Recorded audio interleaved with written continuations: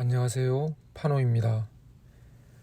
오늘은 책을 하나 소개해 드리려고 합니다. 제가 아주 큰 위로를 받은 책인데요. 책 제목은 나는 천국을 보았다입니다. 천국을 다녀왔다고 말하는 의사가 쓴 책인데요. 우리나라에서는 2013년에 출판됐으니까 벌써 10년이 됐네요. 먼저 제가 큰 위로를 받은 이 책의 핵심 메시지를 말씀드리겠습니다. 이 책을 쓴 이븐 알렉산더 박사가 천국에서 자신을 안내했던 존재로부터 들은 말입니다. 메시지는 3가지입니다. 그대는 진실로 사랑받고 있고 소중히 여겨지고 있어요. 영원히. 그대는 두려워할 것은 아무것도 없어요. 그대가 저지를 수 있는 잘못은 없어요. 이 3문장을 읽고 저는 큰 위로를 받았습니다. 그리고 무엇보다 안심하게 됐습니다. 제 삶을 돌아보면 잘못한 일도 많고 실수도 많이 했습니다. 지금도 그렇습니다. 좀 더 친절하게 대할 걸. 좀 더 이해하고 양보할 걸. 이런 후회를 자주 합니다. 이렇게 부족한 사람이지만 저를 늘 사랑하고 소중히 여겨주는 존재가 있다는 사실에 위로를 받았습니다. 무엇보다 제가 지금까지 살면서 저지른 잘못을 용서받았다는 느낌이 들었습니다. 이제 책 얘기를 해보겠습니다. 나는 천국을 보았다의 저자인 알렉산더 박사는 세계적인 뇌의학 전문가이자 신경외과 전문의입니다. 미국 명문 듀크대에서 의학박사 학위를 받았고 버지니아 대학교에서 뇌기능 매핑 연구를 했습니다. 그 뒤 하버드대 메디컬 스쿨에서 15년간 교수와 의사로 근무했습니다. 제가 알렉산더 박사를 뇌의학 전문가라고 굳이 말씀드리는 이유가 있습니다. 알렉산더 박사가 겪은 죽음 이후의 경험을 임사체험이라고 합니다. 하지만 임사체험을 믿는 사람보다 그렇지 않은 사람들이 많습니다. 명백한 근거를 중시하는 과학자들 가운데 그런 분들이 특히 많습니다. 뇌의학 전문가들에게 임사체험은 정말 말도 안 되는 얘기입니다. 심장이 멎었다가 다시 살아난 사람들이 말하는 임사체험은 뇌의 작용이라는 겁니다. 심장이 멎어도 뇌는 일정 기간 정상적으로 작동하기 때문입니다. 알렉산더 박사도 그랬습니다. 자신이 환자들로부터 들은 임사체험에 대해 알렉산더 박사는 뇌에 기반한 환상이라고 확신했습니다. 의식이 육체, 특히 뇌와 독립해 존재한다는 것에 대해 말도 안 된다고 생각했습니다. 하지만 그런 확신과 믿음은 신비한 체험을 통해 완전히 뒤바뀌게 됩니다. 2008년 알렉산더 박사는 희귀한 뇌 손상을 입고 혼수 상태에 빠집니다.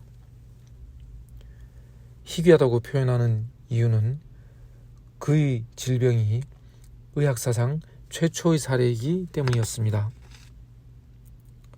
의사들이 진단한 그의 병명은 대장균성 박테리아 뇌막염입니다. 박테리아가 뇌세포를 공격해 망가뜨리는 질병인데요.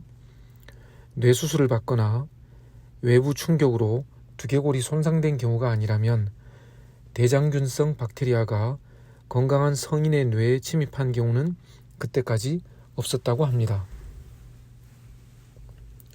대장균성 박테리아의 공격으로 알렉산더 박사의 뇌 가운데 의식과 감정을 담당하는 뇌 기능은 완전히 멈춘 상태였습니다. 심장 박동처럼 생존을 담당하는 원시 뇌만 작동하고 있었습니다. 알렉산더 박사가 함께 일하던 동료가 아니었다면 의사들은 일찌감치 뇌사를 근거로 사망 판정을 했을 겁니다.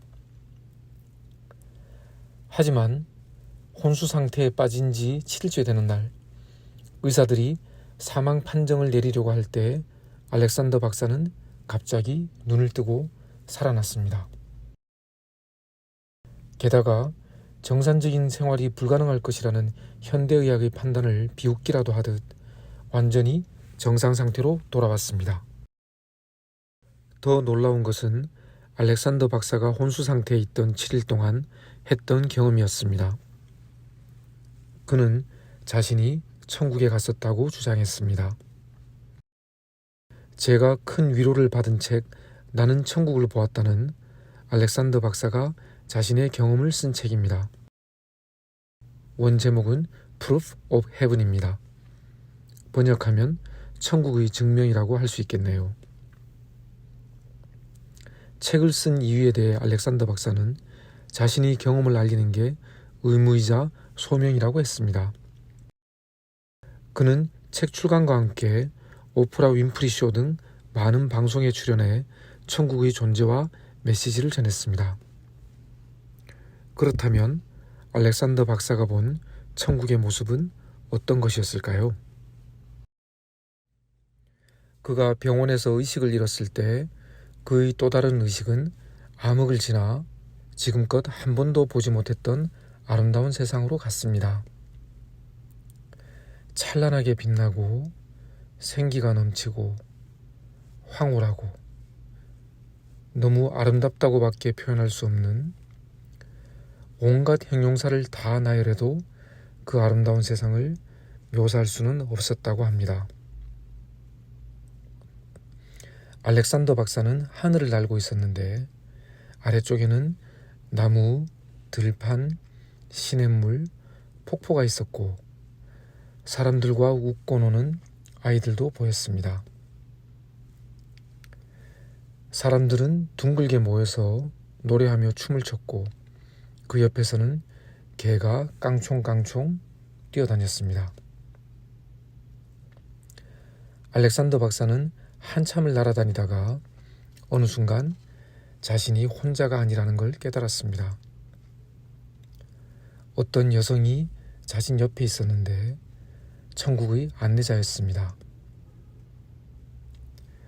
알렉산더 박사와 안내자는 나비의 날개 위에 있었습니다.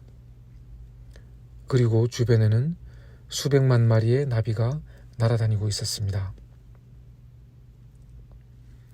알렉산더 박사는 그 여성이 자신을 바라봤을 때 그때 눈빛을 영원히 잊을 수 없다고 했습니다.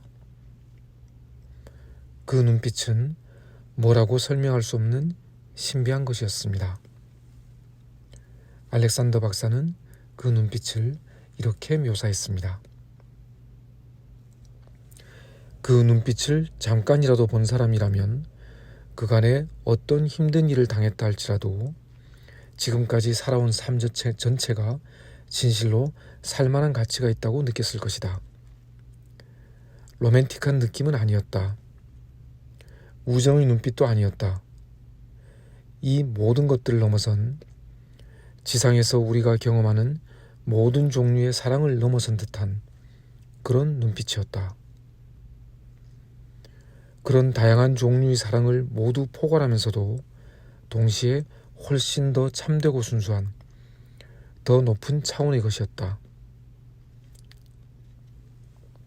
알렉산더 박사는 그녀로부터 감동적인 메시지도 전달받습니다.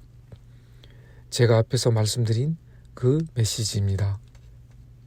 다시 한번 말씀드리겠습니다. 그대는 진실로 사랑받고 있고 소중히 여겨지고 있어요. 영원히. 그대는 두려워할 것은 아무것도 없어요. 그대가 저지를 수 있는 잘못은 없어요. 그녀는 알렉산더 박사에게 많은 것을 보여주겠다고 했고 자신이 돌아가게 될 것이라고도 했습니다. 알렉산더 박사는 그 여성과 함께 구름 속에 있었는데 그곳에는 하늘을 날아다니는 존재가 있었고 성가보다 웅장하고 아름다운 음악이 들렸습니다. 그곳에서는 듣는 것과 보는 것이 분리되어 있지 않았고 무언가를 듣거나 볼 때 그 대상의 일부가 되거나 그 대상과 하나가 되는 체험을 했습니다. 질문이 생기면 즉각 답이 주어졌고 바로 이해가 됐습니다. 그곳에는 하느님으로 여겨지는 절대적인 존재가 있었습니다. 알렉산더 박사는 책에서 그 존재를 하느님 대신 오음이라고 표현했습니다. 오음은 우주를 구성하는 근본 소리를 가리키는 말입니다. 그 존재의 목소리는 따뜻했고 인격적이었습니다. 따뜻함, 자비로움, 연민, 심지어 아이러니와 유머까지도 갖고 있었습니다. 오음은 그에게 많은 가르침을 줬습니다. 그 내용은 다음과 같습니다. 우주는 하나만 있는 것이 아니다. 상상할 수 없을 정도로 많은 우주가 있다. 그 우주의 기저에는 사랑이 흐르고 있다. 다른 우주에도 악이 존재하지만 아주 적다. 악이 불가피한 이유는 악이 없으면 자유의지가 불가능해지고 자유의지가 없으면 우리가 성장할 수 없기 때문이다. 셀 수 없이 많은 우주 속에는 무수히 많은 생명이 있다.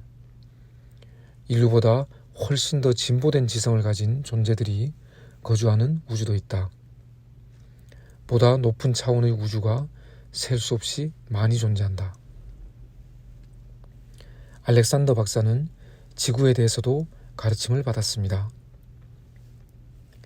지구는 선과 악이 공존하는 특별한 곳이다.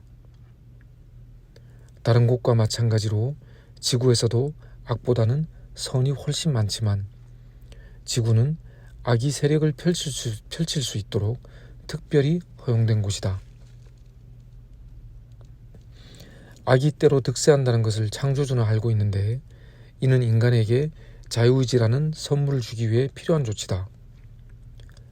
악의 작은 입자들이 우주에 뿌려지긴 했지만 총량은 광대한 해변의 모래알 하나에 불과하고 우주에는 선함, 풍요로움, 희망, 조건 없는 사랑이 넘쳐나고 있다. 지구에서의 삶은 매우 중요한데 이곳에서 신성을 향해 성장할 수 있기 때문이다.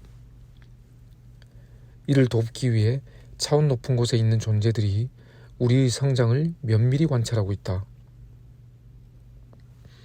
지구는 고차원 세계와 긴밀하고 밀접하게 맞물려 있다. 고차원 세계의 존재들은 우리 세계의 어떤 시간이나 공간으로도 접근할 수 있다. 알렉산더 박사는 인간의 참모습이 무엇인지에 대해서도 알게 됐습니다. 우리의 육체와 뇌는 지구의 필요에 의해 진화한 지구의 생산물이고 우리는 유한한 육체와 뇌 속에 거주하는 영적인 존재라는 것입니다. 우리 육체 안에 있는 영적인 존재는 완전히 자유롭습니다. 과거의 잘못으로 위축되지 않고 세상을 두려워하지도 않습니다. 그 자체로 완벽하기 때문에 명성, 재산, 업적 등으로 자신을 내볼 필요도 느끼지 못합니다. 우리 모두 언젠가는 이런 진정한 영적 자아를 회복하게 된다고 합니다. 신이 진정 바라는 일도 바로 그것이라고 했습니다. 그렇다면 어떻게 하면 참다운 영적 자아를 회복할 수 있을까요? 바로 조건 없는 사랑을 실천하는 것이라고 합니다. 영적 세계의 본질이 사랑이기 때문입니다. 우리가 지금 지구라는 공간에 있지만 영적 세계여서와 같은 모습으로 살게 되면 우리는 영적 자아를 회복할 수 있다고 합니다. 다시 말하면 사랑으로 살아가라는 것이죠. 알렉산더 박사는 나비 위에 있던 자신의 수호천사와 함께 천국에서 아주 긴 시간을 보냈고 창조주와 다른 존재로부터 가르침을 받았습니다.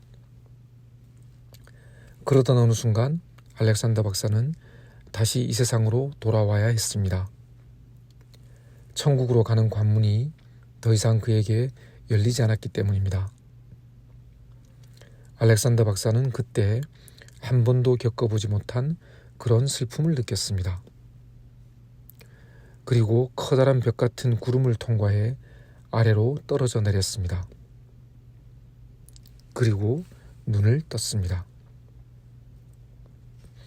천국에서 세상으로 돌아왔지만 알렉산더 박사는 절망하지 않았습니다.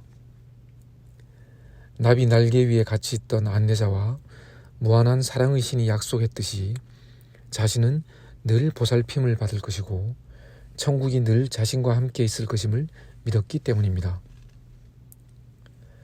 알렉산더 박사는 너무 행복했습니다.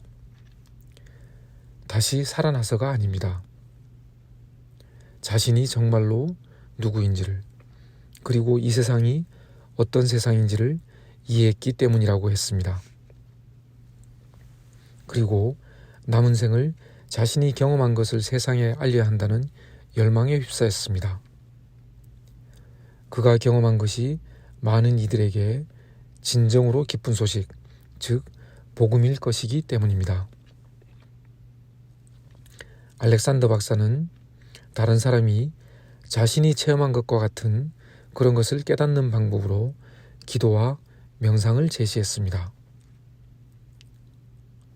알렉산더 박사가 천국의 안내자로부터 들은 말을 다시 한번 말씀드리며 오늘 얘기를 마치겠습니다. 그대는 진실로 사랑받고 있고 소중히 여겨지고 있어요. 영원히. 그대가 두려워할 것은 아무것도 없어요. 그대가 저지를 수 있는 잘못도 없어요. 긴 시간 들어주셔서 감사합니다.